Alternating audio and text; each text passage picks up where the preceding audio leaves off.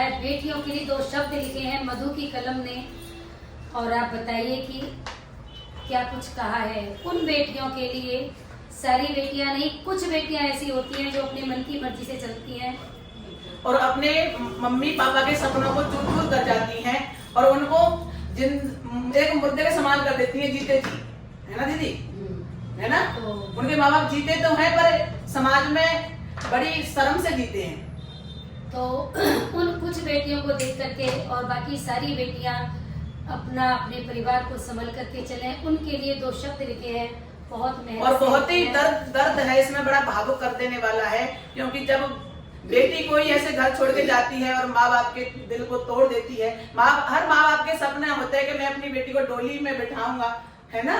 और हर पिता की अपनी एक औकात से ज्यादा अपनी बेटी को दहेज देने की कोशिश करता है, हर सुख देने की कोशिश करता है एक पिता। और वो बेटी एक जिसमें कुछ भी नहीं होता है, एक उसके प्यार के जाल में फंस जाती है और उस तरह से घर छोड़ के चली जाती हैं। ये गलतियां करती हैं बेटियां कुछ पल के सुख के लिए। जी सुनिए एक सुंदर सा मधु की कलम से। और आपको हमारा भजन कहिए या एक सच्चाई कहिए या एक हकीकत कहिए, आप हमें कमेंट करके जरूर बताइएगा। बहुत मेहनत लगी है मुझे इसे लिखने में, लेकिन मुझे लिखना था, भगवान ने लिखवाया, माँ सरस्वती ने कृपा की, तो ये शब्द आपके सामने लिख डाले हैं। सुनिए। कुछ बेटियां क्यों घर से भाग जाती हैं, कुछ बेटियां क्यों घर से भाग जाती हैं, कुछ बेटियां क्यों घर से भाग जाती हैं, कुछ बेटियां क्यों घर से भाग जाती हैं। अपने माँ बाप को जिंदा ही मार जाती हैं, कुछ बेटियां क्यों घर से भाग जाती हैं, कुछ बेटियां क्यों घर से भाग जाती हैं, कुछ बेटियां क्यों घर से भाग जाती हैं।